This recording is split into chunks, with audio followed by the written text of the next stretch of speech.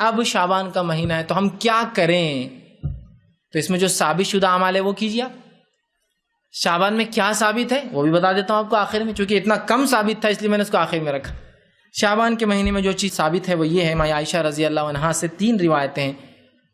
آپ فرماتی ہے، پہلی روایت ہے ابو داؤد کی، آپ فرماتی کہ آپ صلی اللہ علیہ وسلم کو سب سے زیادہ محبوب روزے اس مہینے کے تھے۔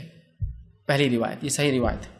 دوسری روایت صحیح بخاری کی، وہ فرماتی ہے ماں عائشہ رضی اللہ عنہا، آپ صلی اللہ علیہ وسلم اس مہینے میں کچھ دن چھوڑ کر سارا مہینہ روزے رکھتے، کچھ دن چھوڑ کر سارا مہینہ روزے رکھتے۔ اور تیسرا عمل جو آپ وسلم کرتے وہ بھی روزے کا ہی، آپ فرماتی ہے، ترمذی کی روایت آپ فرمائیں، اس مہینے سے زیادہ رسول اللہ صلی اللہ علیہ وسلم کسی مہینے میں روزے رکھتے نہیں دیکھا گیا۔ آپ خالی آخر کے کچھ روزے چھوڑ کر، تاکہ لوگ کنفیوز نہ ہو رمضان اور شعبان میں، باقی پورا مہینہ روزہ رکھتے۔ تو اس مہینے میں اگر کچھ کر سکتے ہیں آپ تو روزہ رکھ سکتے ہیں، اور روزہ رکھ سکتے ہیں، اور روزہ رکھ سکتے ہیں، جتنے چاہے رکھ سکتے ہیں۔ 15 کا خاص نہیں، یہ الگ بات ہے، کسی کو 15 کوئی اس دن چھٹی ملے اس دن ہی سہولت، تو ایک الگ مسئلہ ہے، لیکن خاص نہیں، پورے آپ شعبان کے روزے رکھ سکتے ہیں، سوائے کچھ روزے چھوڑ کے آخر کے بالخصوص، تاکہ وہ مکس نہ ہو جائے۔ ٹھیک، آپ صلی اللہ علیہ وسلم رمضان سے پہلے شعبان میں روزے رکھ کر رمضان کی تیاری کیا کرتے تھے۔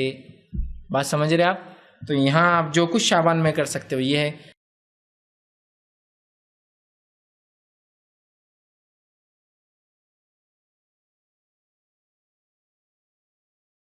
بھائی نے ایک سوال کیا کہ آپ صلی اللہ علیہ وسلم جو ہے شعبان میں روزے رکھتے تھے، لیکن آپ صلی اللہ علیہ وسلم نے منع کیا کہ 15 شعبان کے بعد روزے نہ رکھے۔ تو دیکھیے، آپ صلی اللہ علیہ وسلم روزے رکھتے تھے، یہ آپ کی سنت اور عمل ہے، لیکن جس شخص کو ڈر ہو کہ وہ کمزوری آ جائیں گی اس میں روزے رکھنے سے، شعبان کے، اسے رمضان میں فرق پڑے گا، تو وہ شعبان کے روزے نہ رکھے۔ پھر دیکھیے دونوں کے لیے، جیسا کہ جو منائیت ہے، بلکہ عمر ابن خطاب رضی اللہ عنہ کا معمول تھا کہ آخر شعبان میں لوگ روزے رکھتے تو کبھی کبھار مارتے تھے ان کو، اس وجہ سے کہیں ایسا نہ ہو کہ شعبان کے روزے رکھ کر انسان تھک جائے، تاوان ہو جائے، اور پھر رمضان کے روزوں میں کمی آنا چالو ہو جائے۔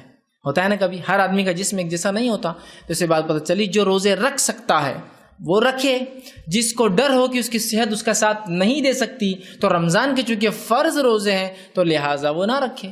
سمجھ رہے ہیں بات کو؟ تو یہ دونوں ہی باتیں آتی ہیں، جیسا کہ عمر ابن خطاب کے بارے میں آتا، آپ سب نے خود منع کیا، تو یہ اسی معنی میں کہ وہ شخص جس میں کمزوری ہے، ڈر ہے کہ اس کی کمزوری یہ روزوں کی وجہ سے رمضان میں بڑھ جائیں گی اور رمضان کے فرض نہ چھوٹ جائے، تو لہٰذا وہ نہ رکھے۔ لیکن جس کو ایسا خدشہ بالکل نہیں ہے، اللہ نے صحت، توانائی، طاقت، تندرستی سب دے رکھی ہے، تو وہ ضرور بھی ضرور شعبان کے بھی رکھے، اور پھر ضرور بھی ضرور رمضان کے بھی رکھے۔